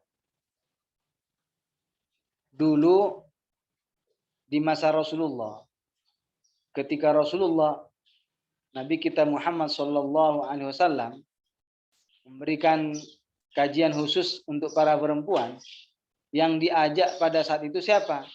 Bilal, tukang adzan Rasulullah. Artinya apa? Rasulullah, Bilal itu datang ke majelis di mana di situ ada perempuan. Dan itu tidak disebut dengan apa? Al-khulta yang diharamkan. Bercampurnya perempuan dengan laki-laki yang diharamkan.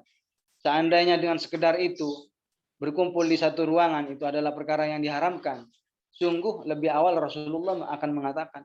Justru Rasulullah mengajak sahabat Bilal pada saat itu. Makanya orang kadang tidak terlalu paham.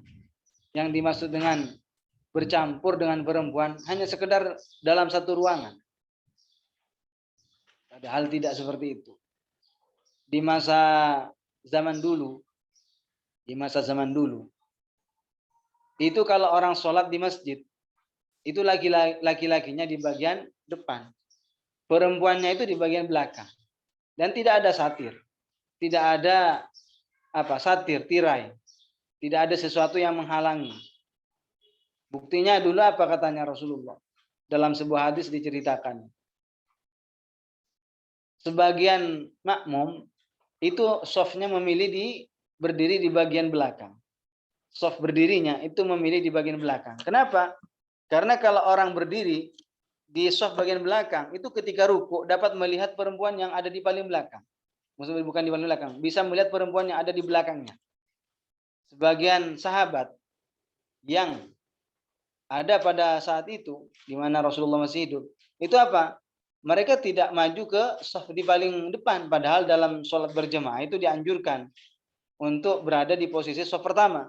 Bahkan Rasulullah itu mengatakan, seandainya orang itu tahu tentang pahala di 3 perkara, itu akan berlomba-lomba, akan saling berebutan, walaupun dengan cara merangkak. Apa itu 3 perkara? Yaitu pahala menjadi muadzin. Jadi orang yang azan itu pahalanya besar sekali. Sampai ada sebagian ulama mengatakan bahwa pahala yang muadzin, pahala orang yang azan itu lebih besar daripada pahala jadi imam sholat berjamaah. Itu jadi pahalanya besar sekali. Jadi seandainya orang tahu tentang pahala di balik mengumandangkan azan, itu berlomba-lomba kata Rasulullah. Dan juga apalagi pahala datang awal pergi ke sholat Jumat. Datang awal pergi ke sholat Jumat itu dianjurkan. Bahkan dalam sebuah hadis, orang yang datang awal ke sholat Jumat itu diumpamakan layaknya seperti mendapatkan unta. Dan orang yang datang setelahnya itu apa? Seperti mendapatkan sapi. Kemudian setelah itu apa? Seperti mendapatkan kambing. Sampai yang terakhir apa? Seperti mendapatkan telur. Jadi orang yang datang awal ke pelaksanaan sholat Jumat itu pahalanya besar sekali. Kemudian yang ketiga, yang seandainya orang tahu tentang pahalanya, akan saling berebutan. Yaitu apa? Pahala berada di posisi pertama di shaf ketika melaksanakan sholat berjamaah. Nah, pada saat itu, sebagian sahabat memilih shaf yang paling terakhir. Kenapa? Karena tujuan dia, ketika dia ruku, dia dari sela-sela ketiaknya, dia melihat perempuan yang ada di belakangnya. Jadi tidak ada dulu ada satir. Kalau di zaman sekarang kan di musola atau di masjid itu apa? Dikasih tirai, dikasih satir, dikasih penghalang berupa kain. Dulu tidak ada. Dulu tidak ada. Apakah ketika seseorang hanya dalam satu ruangan akan dikatakan itu haram, tidak boleh? Itu bukan khultu muharramah. Bukan bercampur yang diharamkan. Bercampur yang diharamkan ketika terjadi berdesak-desakan, bergesek-gesekan. Nah, itu yang diharamkan. Jadi kalau sudah tahu di situ terjadi seperti itu, ya jangan masuk. Misalkan di tempatnya sempit, tahu kalau di situ terjadi berdesak-desakan antar laki-laki dengan perempuan, sudah tahu, jangan masuk seperti itu. Jadi al-khultu muharramah itu yang dimaksud, yang diharamkan. Kalau hanya dalam satu ruangan nggak diharamkan.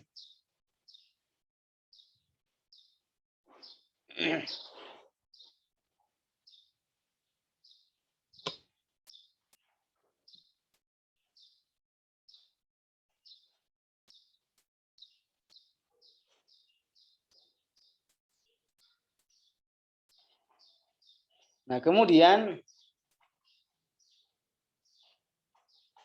aubihi bisyahwatin, atau menyentuh perempuan yang bukan mahram pakai penghalang, bihi dengan hail, dengan penghalang, bisyahwatin dengan syahwat, haram. Jadi walaupun ada penghalangnya, tapi kalau menyentuh perempuan yang ajnabiyah, menyentuh perempuan yang bukan mahram dengan syahwat, itu hukumnya haram. Hukumnya haram. Kalau at-tabanni, hukum mengangkat anak itu sudah tidak diperbolehkan. Mengangkat anak. Mengangkat anak itu tidak boleh memang awalnya boleh, awal-awal. Tapi sekarang tidak boleh mengangkat anak, diangkat menjadi anaknya. Kalau solusi mungkin bukan dengan cara diangkat, tapi nebeng dia apa? Nebeng minum air susu. Air apa? Air ASI. Air ASI. Itu kan nanti saudara roboah. Jadi kalau ada seorang perempuan, kemudian punya anak satu misalnya. Kemudian ada orang lain lagi. Ada orang lagi, anaknya itu menyusu ke perempuan tersebut yang punya anak satu. Nebeng minta air ASI-nya. Nebeng minta air ASI. Itu kan saudara, tapi saudara roboah. Saudara susuan. Kalau saudara susuan ya seperti mahram. Artinya apa? Artinya tidak haram kalau bersalaman. Karena sudah merupakan saudara. Tapi kalau anak angkat ya nggak boleh tetap. Memang nggak boleh sekarang. Nggak boleh ngangkat anak.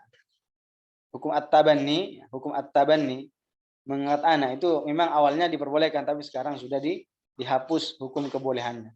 Hukumnya tidak boleh. Mungkin kalau seandainya ingin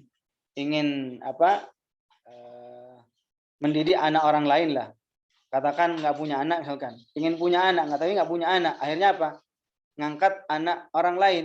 Ya mungkin bukan diangkat yang seperti dijelaskan dalam kitab yang hukumnya tidak boleh itu, tapi dengan cara seperti itu. Mungkin dia akan minum air ASI dari istrinya. Kan nanti statusnya apa? Statusnya Kalau dia punya saudara ya, statusnya jadi nanti statusnya adalah saudara roboah, saudara susuan.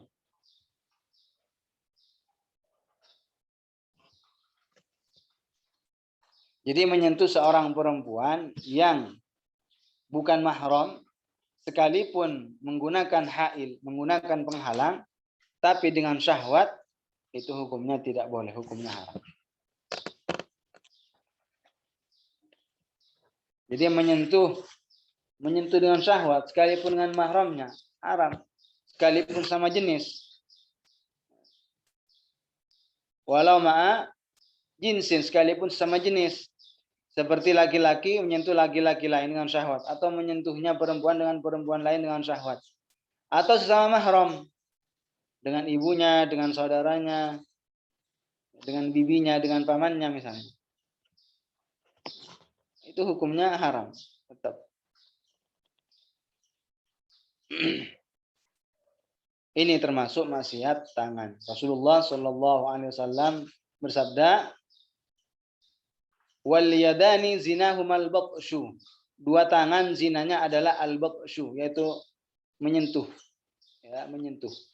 Jadi dalam sebuah hadis yang lumayan panjang itu apa kata Rasulullah?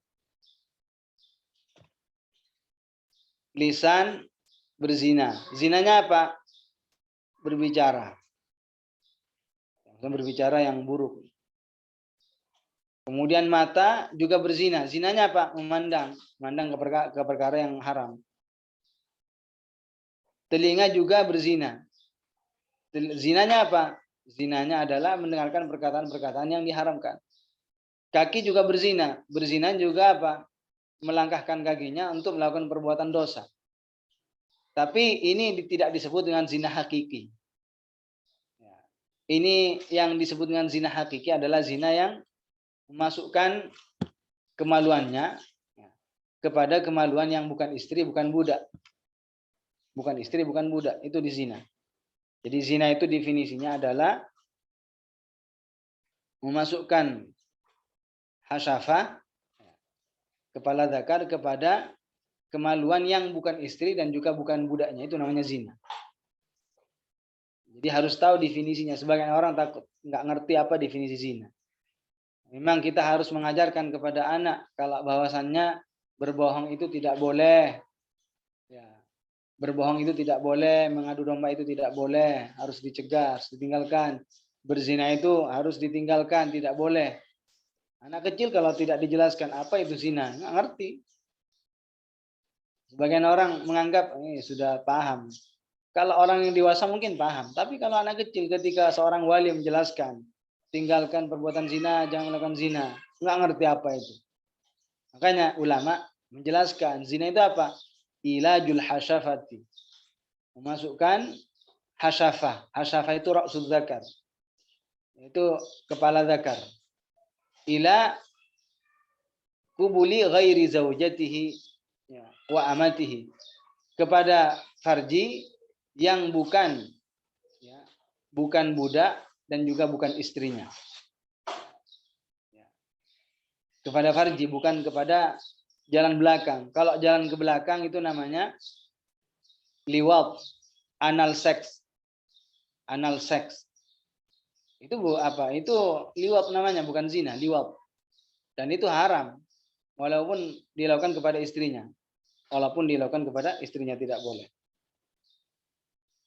Jadi Rasulullah jelas mengatakan wal yadani zinahumal batshu. Dua tangan zinanya adalah al-batshu, menyentuh. Jadi menyentuh seorang perempuan yang apa? Bukan mahram, bukan istri, bukan budak, hukumnya adalah haram. Yang terakhir, dari hadis-hadis yang telah disebutkan, tahu tentang kesesatan ajaran Hizbut Tahrir yang diantaranya adalah menghalalkan berjabat tangan antara laki-laki dengan perempuan ajnabiyah. Mereka memperbolehkan musafahatur rajul ma'an nisa'il ajnabiyyat, kata mereka itu halal. Bahkan cipika-cipiki itu menurut mereka halal, boleh. Na'udzubillah, ini jelas-jelas menyalahi apa? Hadis Rasulullah. Rasulullah mengatakan apa? Inni la usafihun nisa. Sesungguhnya aku tidak bersalaman dengan perempuan. Hadis yang telah disebutkan barusan juga menjelaskan tentang keharaman menyentuh seorang perempuan yang bukan mahram. Walaupun tanpa syahwat. Jadi kalau menyentuh perempuan yang bukan mahram, walaupun tanpa syahwat, haram. Tidak boleh. Kalau pakai penghalang, tidak haram. Kecuali pakai syahwat. Tapi kalau tidak pakai penghalang, mau syahwat tanpa syahwat pun hukumnya haram. Kalau sengaja ya, kalau sengaja. Ini tentang penjelasan terkait maksiat tangan. Dan yang selanjutnya ini adalah tentang maksiat maksiat tangan berupa menggambar.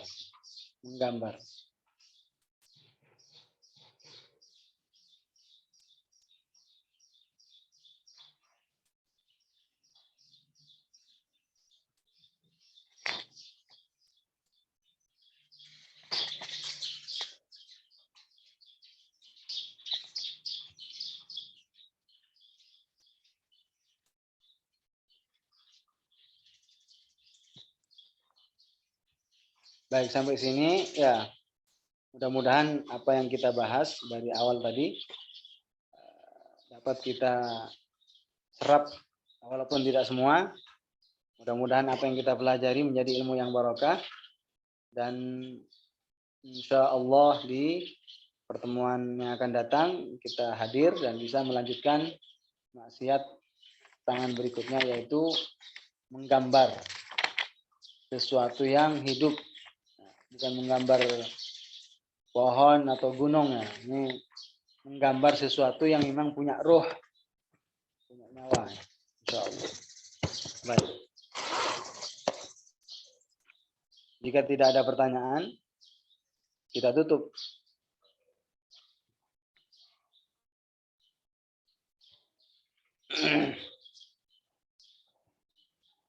Baik. Kita tahlil. La ilaha illallah. Allahumma salli ala sayyidina Muhammad wa ala alihi wa sahbihi wa sallim.